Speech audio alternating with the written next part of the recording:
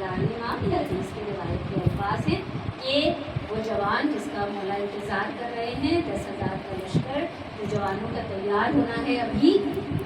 تو وہ لشکر جب تیار ہوگا وہ جوان ان کا روایتوں میں صرف یہ ذکر نہیں ہے کہ وہ جوان ہوں گے جو 10,000 کے لشکر میں ہوں گے، بلکہ ان کی صفات بھی بتائی گئی ہیں کہ وہ کیسے ہوں گے، ان کی مداح بھی کی گئی ہے کہ وہ کیسے نوجوان ہوں گے، اور کہا گیا ہے کہ وہ جو جوان ہوں گے وہ پاکیزگی میں، صداقت میں، امانت میں، عبادت میں، شجاعت میں، وفا میں ان کی مثال ایسی ہوگی کہ ایک مومن میں یہ جتنی اس کے علاوہ بھی جو نیک خصلتیں ہیں ایک مومن میں 10 مومن کے برابر ہیں۔ تو جو بظاہر نظر آ رہا ہوتا ہے کبھی کبھی کہ ایک مومن ہے لیکن اپنے اندر ایک لشکر رکھتا ہے، اور اس میں مرد اور عورت کا فرق نہیں ہوگا کہ مرد ہوں گے یا عورتیں ہوں گی، مرد اور عورت کا فرق نہیں ہوگا۔ اس کی سب سے بہترین مثال آپ کے سامنے پیش کروں کہ شہزادی کونین بی بی فاطمۃ الزہرا سلام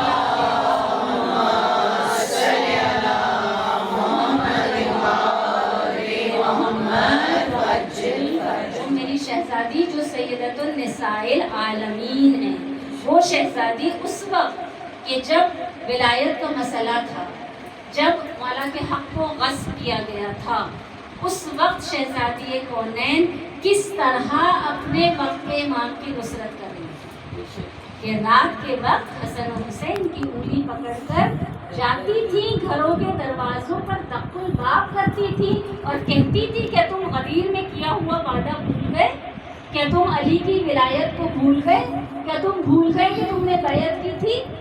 تو کچھ لوگ تو ایسے ہوتے تھے جو اس وقت بہانے کیا کرتے تھے اور کہتے تھے شہزادی سے کہ آپ نے آنے میں دیر کر دی، اگر آپ جلدی آتی تو شاید ہم بیعت کر لیتے۔ اور ایک نے تو یہاں تک کہا شہزادی سے کہ آپ بنت رسول ہیں، آپ کا احترام ہماری سراخوں پر، مگر بیعت تو علی کے ہاتھ پر کرنی ہے، تو علی کیوں نہیں آتے؟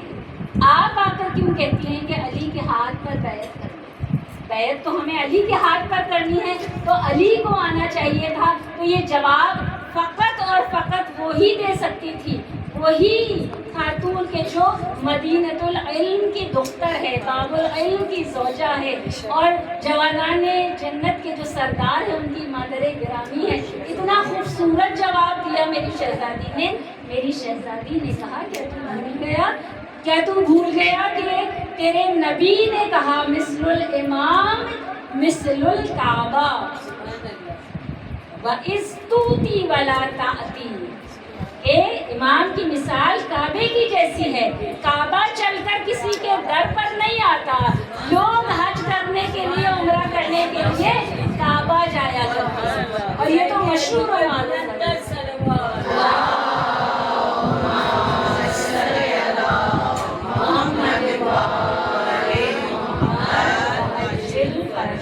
یہ تو مشہور و معروف حدیث ہے نا کہ جب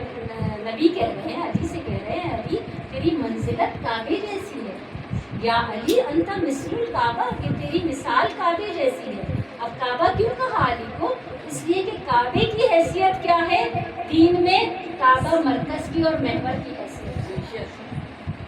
اگر کعبے کی طرف سے رخ پھیر لے نماز میں تو نماز باطل ہو جاتی ہے۔ اور اسی طرح